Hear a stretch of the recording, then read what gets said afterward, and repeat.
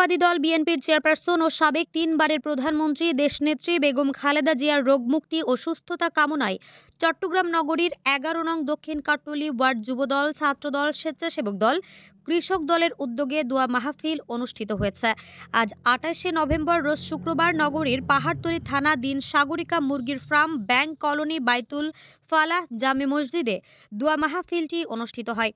উক্ত দোয়া মাহফিলে উপস্থিত ছিলেন চট্টগ্রাম মহানগর যুবদল সাবেক সহ ত্রাণ ও পুনর্বাসন বিষয়ক সম্পাদক মোহাম্মদ হোসেন জামান, পাহাড়তলী থানা যুবদলের সাবেক সদস্য সচিব মোহাম্মদ শওকত খান রাজু, চট্টগ্রাম মহানগর যুবদলের সাবেক সদস্য আফসার উদ্দৌলা অপু, 11 নং দক্ষিণ কাটুলি ওয়ার্ড যুবদলের সাবেক আহ্বায়ক মোহাম্মদ মুজাহিদ সওদাগর, 12 নং সরাইপাড়া ওয়ার্ড যুবদলের যুগ্ম আহ্বায়ক মাহবুবুর রহমান, যুবদল নেতা মাহমুদ জাসাস, পাহাড়তলী থানার সাংগঠনিক সম্পাদক আফতাব হোসেন শিবলু, যুবদল নেতা মোহাম্মদ সাজ্জাদ হোসেন শাকিল, যুবদল নেতা পারভেজ বাবু, শহীদুল ইসলাম শামীম, মাসুদ রানা, শাহেদ, নাদিম সহ আরো অনেকেই।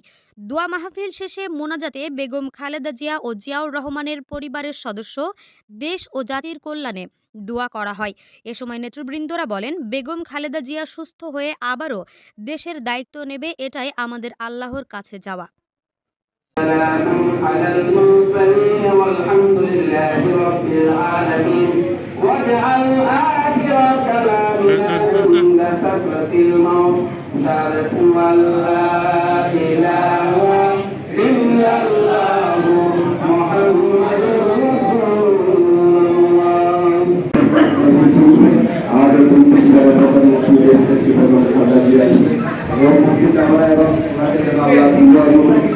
হায়াত দান করে সেই জন্য আমরা এখানে সবাই উপস্থিত হয়েছি। আপনারা সবাই অন্তত ওনার জন্য দোয়া করবেন যেন আমাদের মাঝে ওনাকে আমরা আবার আরেকবার প্রধানমন্ত্রী হিসেবে আমরা ওনাকে যেন পাই। এই বলে আমি আমার সংক্ষিপ্ত আমাদের দোয়া মাহফিলে আমরা সবাইকে ধন্যবাদ জ্ঞাপন করছি বা আন্তরিক শুভেচ্ছা জানাচ্ছি। আমরা আজকে এমন একজন মানুষের জন্য দোয়া চাচ্ছি যিনি বিগত স্বৈরাচারের বিরুদ্ধে আন্দোলন করতে গিয়ে উনি অনেক নির্যাতনের শিকার হয়েছেন। উনি বর্তমানে মৃত্যুর সন্ধিক্ষণ আছেন, খুব খারাপ কন্ডিশন ওনার। আল্লাহ পাক রব্বুল আলামিন যদি সহায় থাকে আপনাদের দোয়ায় উনি ইনশাআল্লাহ আবার আমাদের মাঝে ফিরে আসার জন্য আল্লাহ পাক রব্বুল আলামিনের দোয়া চাচ্ছি আপনাদের। উনি একজন মুসলিম নেত্রী, বাংলাদেশের মানুষের জন্য ভোটাধিকার প্রতিষ্ঠার জন্য, গণতন্ত্র পুনরুদ্ধারের জন্য উনি বিগত 6টি বছর কারাগারে জেলে ছিলেন।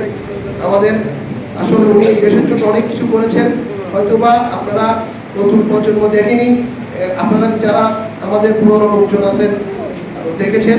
ইনশাআল্লাহ ওনার জন্য দোয়া করবেন, উনি যাতে সুস্থ হয়ে আমাদের মাঝে আবার ফিরে আসেন।